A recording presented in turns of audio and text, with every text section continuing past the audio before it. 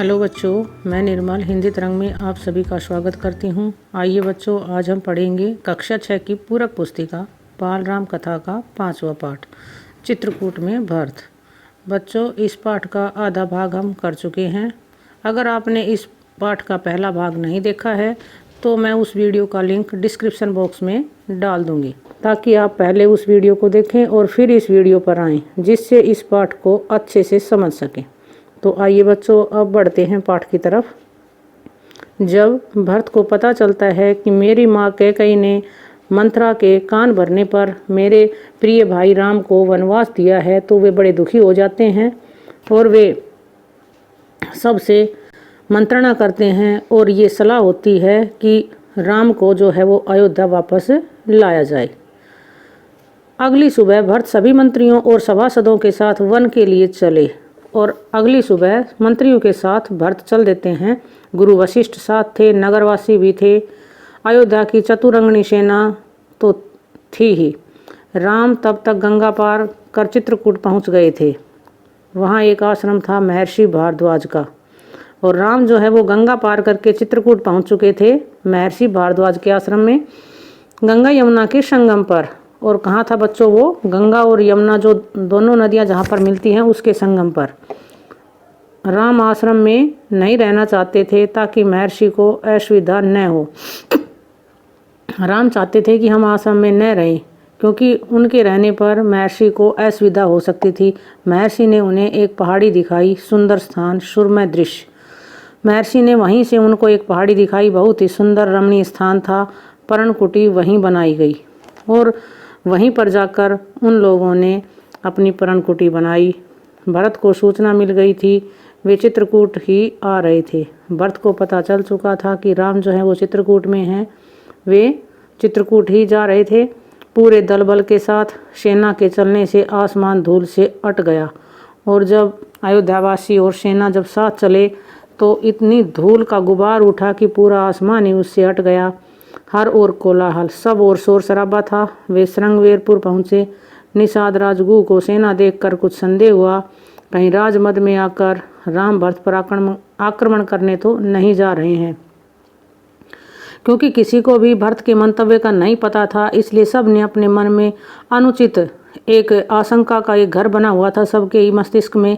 तो निषाद राजगुह ने भी समझा कि कहीं भरत जो है वो राजमद में चूर होकर के राम पर आक्रमण करने तो नहीं जा रहे हैं। सही स्थिति पता चली तो उन्होंने भरत की आगवानी की, लेकिन जैसे ही उन्हें सही स्थिति के बारे में पता चला तो उन्होंने भरत का स्वागत किया। गंगा पार करने के लिए देखते ही देखते 500 नावें जुटा दी, और गंगा नदी पार करने के लिए उन्होंने 500 नावें जो हैं वो इकट्ठी करवा दी।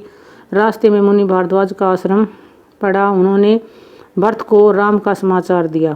रास्ते में भारद्वाज मुनि के आश्रम में जब ये समाचार पहुंचा तो उन्होंने भरत को राम के विषय में बताया और वह मार्ग दिखाया जिधर से राम गए। वह पहाड़ी दिखाई जहां राम ने पर्णकुटी बनाई। अयोध्या वासियों ने रात आश्रम में ही बिताई। सभी अयोध्यावासियों ने वह रात जो है वो महर्षि भारद्वाज के आश्रम में ही बिताई, इस संतोष के साथ कि राम अब दूर नहीं है। सबके मन में यह संतोष था कि राम अब अधिक दूरी पर नहीं है। आगे जंगल घना था। सेना चली तो वन में खलबली मच गई। जंगल जो है बहुत गहरा था, तो सेना के चलने पर बच्चों वहाँ पर अजीब सी एक खलबली मच गई। जानवर इधर उधर भागने लगे। पक्षियों ने अपना बसेरा छोड़ दिया। छोटी वनस्पतियाँ सेना के पांव तले कुचली गई। बड़े वृक्ष थर्रा उठे। राम और सीता पर्णकुटी में थे। लक्ष्मण पहरा दे रहे थे। राम और सीता जो है वो पर्णकुटी के अंदर थे। लक्ष्मण जी पहरा दे रहे थे। कोलाहल उन्होंने भी सुना और ये सब आवाज़ें उन्होंने भी सुनी। वे एक ऊंचे पेड़ पर चढ़ गए देखने के लिए कि मामला क्या है। और क्या मामला है ये देखने के लिए लक्ष्मण जो है एक ऊंचे पेड़ पर चढ़े। लक्ष्मण ने देखा कि विराट सेना चली आ रही है। सेना का ध्वज जाना पहचाना था। जो सेना का जो झंडा था वो जाना पहचाना हुआ था। उन्होंने देखा कि एक बहुत बड़ी सेना जो है वो उनकी तरफ चली आ रही है। अयोध्या की सेना थी, और ये सेना थी बच्चों अयोध्या की। वे उत्तर की ओर से आगे बढ़ रहे थे। उत्तर दिशा की तरफ से वे आगे बढ़ रहे थे। लक्ष्मण ने पेड़ से ही चीख कर कहा, भैया भरत सेना के साथ इधर आ रहे हैं। और उन्होंने वहीं से ही चीख कर राम से कहा कि भैया भरत जो है वो सेना के साथ आ रहे हैं, लगता है वे हमें मार डालना चाहते हैं ताकि एक छत्र राज कर सके। अब लक्ष्मण के मन में भी अनुचित बातें जो हैं वो उठ रही थी। वो कहते हैं कि लगता है वे हमें मारना चाहते हैं ताकि उन्हें एक छत्र यानी निष्कंटक राज्य जो है वो प्राप्त हो जाए। राम कुटी से बाहर आए, उन्होंने लक्ष्मण को समझाया। राम पर्णकुटी से बाहर आए, उन्होंने लक्ष्मण को समझाया भरत हम पर हमला नहीं करेगा, और बताया कि भरत जो है वो हम पर हमला नहीं करेगा, कभी नहीं। वह हम लोगों से भेंट करने आ रहा होगा, वह अवश्य हम लोगों से मिलने आ रहा होगा। राम ने कहा कि नहीं, वो हम पर हमला नहीं करेगा, वो जरूर हमसे मिलने आ रहा है। भेंट के लिए सेना के साथ आने का क्या औचित्य। इसके प्रत्युत्तर में लक्ष्मण ने कहा कि मिलने के लिए सेना के साथ आने से क्या अभिप्राय। दो भाइयों के मिलन में सेना का क्या काम, दो भाइयों के आपसी मेल में सेना का क्या काम। लक्ष्मण आश्वस्त नहीं थे। लक्ष्मण जो है वो आश्वस्त नहीं थे, यानी कि उन्हें विश्वास नहीं हो रहा था। वे सेना पर आक्रमण करना चाहते थे, राम ने उन्हें रोक दिया। लक्ष्मण जो है वो सेना पर आक्रमण करने के लिए उद्यत थे, लेकिन राम ने उन्हें रोक दिया।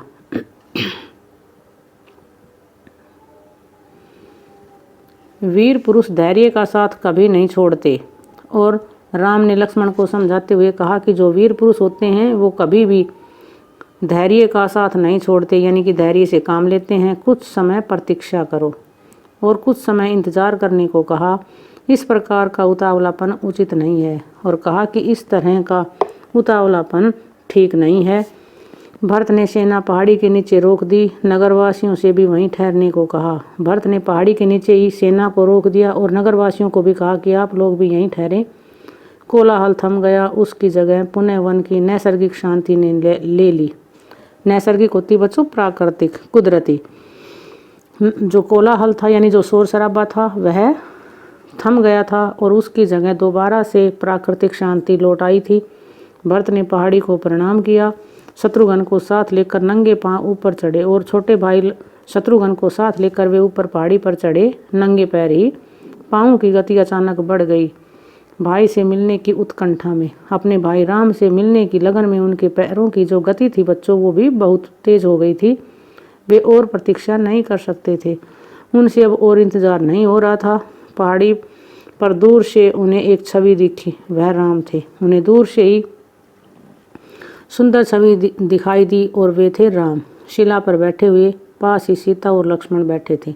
वो एक शिलाखंड पर बैठे हुए थे, और वहीं पास में सीता और लक्ष्मण भी बैठे थे। भरत दौड़ पड़े, राम के चरणों में गिर पड़े। दौड़कर भरत जो है वो अपने भाई राम के चरणों में गिर पड़े। उनके मुंह से एक शब्द भी नहीं निकला, उनके मुंह से एक शब्द तक नहीं निकला।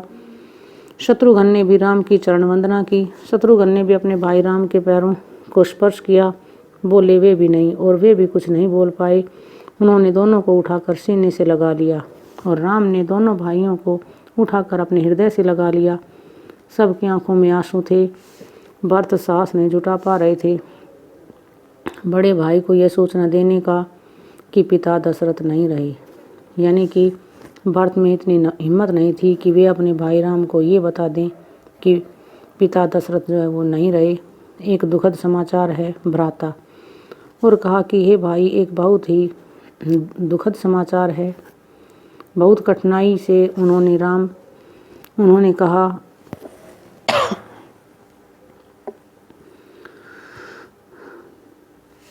पिता दशरथ नहीं रहे, और बड़ी कठिनाई से उन्होंने कहा कि पिता दशरथ नहीं रहे। आपके आने के छठे दिन दुख में प्राण त्याग दिए। आपके आने के छठे दिन उन्होंने दुखी होकर अपने प्राण त्याग दिए। राम सन्न रह गए। राम एकदम फक से रह गए, शोक में डूब गए और दुख के सागर में डूब गए। राम को पता चला कि भरत के साथ केवल सेना नहीं आई है, नगरवासी आए हैं, गुरुजन हैं, माता है, कैकेयी भी। राम लक्ष्मण पहाड़ी से उतरकर उनसे भेंट करने आए, और जब राम को पता चला कि केवल सेना ही नहीं बल्कि सारे नगरवासी, गुरुजन, माताएं और साथ में माता कैकेयी भी आई है, तो वे पहाड़ी से नीचे उतर कर आए, सबसे स्नेह से मिले। सीता को तपस्विनी के वेश में देखकर माताएं दुखी हुई। राम ने कैकेयी को प्रणाम किया सहज भाव से। कैकेयी मन ही मन पछता रही थी। राम ने उसी सहजता से पहले की तरह माता कैकई को भी प्रणाम किया। कैकई जो है वो मन ही मन बहुत दुखी हो रही थी, पछता रही थी। अगले दिन भरत ने राम से राज ग्रहण करने का आग्रह किया। अगले दिन भरत ने आग्रह किया कि भैया आप राज को ग्रहण कीजिए। समझाया, विनती की कि अयोध्या लौट चली। बहुत समझाया और प्रार्थना की कि आप अयोध्या लौट चले। राम इसके लिए तैयार नहीं हुए, लेकिन राम जो है इसके लिए बिल्कुल भी तैयार नहीं हुए। पिता की आज्ञा का पालन अनिवार्य है। उन्होंने कहा कि पिता की आज्ञा का पालन करना आवश्यक है।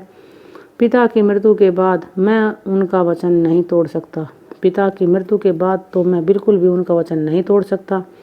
भरत को राजकाज समझाया, कहा कि अब तुम ही गद्दी संभालो, और राजकाज के विषय में भरत को अच्छी तरह समझाया और कहा कि अब तुम ही राजगद्दी को संभालो, यह पिता की आज्ञा है। पिता की भी यही आज्ञा है।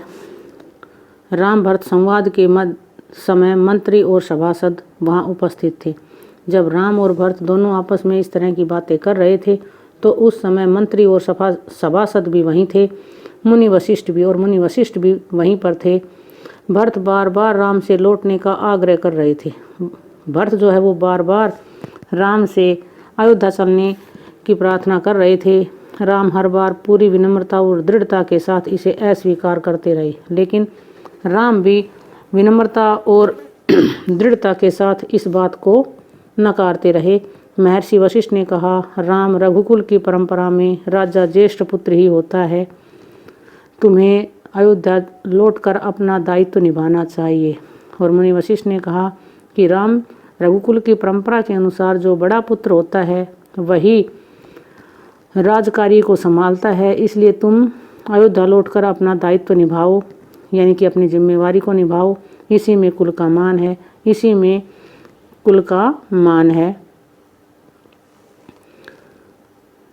राम ने बहुत संयत स्वर में कहा, चाहे चंद्रमा अपनी चमक छोड़ दे, सूर्य पानी की तरह ठंडा हो जाए, हिमालय शीतल न रहे, समुद्र की मर्यादा भंग हो जाए, परंतु मैं पिता की आज्ञा से विरत नहीं हो सकता।